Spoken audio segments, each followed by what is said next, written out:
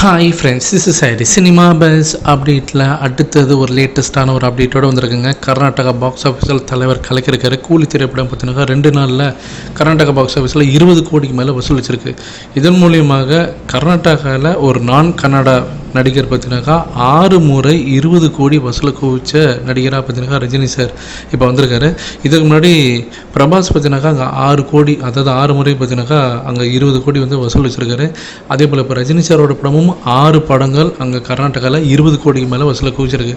So Prabhas, Rajini sir 2 பேருமே வந்து அந்த ஹையஸ்ட் நம்பர் ஆஃப் ரெக்கார்டில் பார்த்தீங்கன்னா ஷேரிங் பண்ணிக்கிறாங்க. 2 பேருக்குமே இப்போ 6 படங்கள் 20 கோடிக்கு மேலே கர்நாடகா பாக்ஸ் ஆஃபீஸில் குவிச்சிருக்காங்க.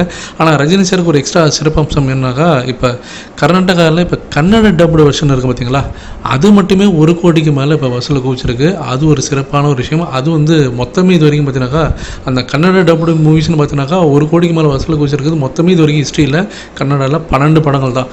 அதில் ரஜினி சாரோட படங்களே பார்த்தீங்கன்னாக்கா 4 படங்கள் இருக்கான். ஸோ வேறு லெவலில் சாதனை பண்ணின்னு இருக்காரு. இது ஒரு பக்கம் போயின்னு இருக்கும்போது அடுத்தது ஒரு மாசான ஒரு அப்டேட் ஒன்று வந்திருக்குங்க. என்னென்னு பார்த்தீங்கன்னாக்கா, ரோஹிணி சினிமாஸ் அவங்க தேட்டர் ஓனர் வந்து ட்வீட் ஒன்று போடுறாரு.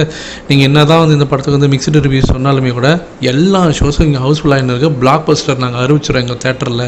ஸோ இது வந்து தரமான சம்பவம் அப்படின்ற மாதிரி ஒரு ட்வீட் போட்டிருக்காரு. ரொம்ப சிம்பிளாக சொல்லணுனாக்கா ஹேட்டர்ஸுக்கு ஒரு செருப்படி கொடுத்துருக்காரு. ஸோ நீங்கள் என்ன தான் பேசினாலும் தலைவரோட படத்தை பாக்ஸ் ஆஃபீஸில் நீங்கள் வந்து ஸ்டாப் பண்ண முடியாது, இது வந்து அன்ஸ்டாப்பபிள் இந்த படம் அப்படின்றத அவர் தெரிவிச்சிட்டார்.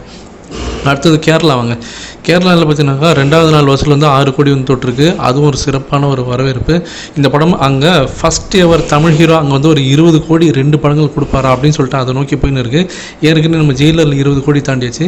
இப்போ இந்த படமும் 20 கோடி அங்கே கேரளாவில் தாண்டிச்சுனாக்கா முதல் தமிழ் நடிகர் பார்த்தீங்கன்னாக்கா கேரளாவில் 2 முறை 20 கோடி கொடுத்த நடிகராக அவர் வருவார். ஆனால் சாலிடான புக்கிங்ஸ் நடக்கிறதுனால கண்டிப்பாக அந்த ரெக்கார்டை தொற்றுவார் அப்படின்ற மாதிரி தான் தகவல் வந்து எனக்கு ஃப்ரெண்ட்ஸ்.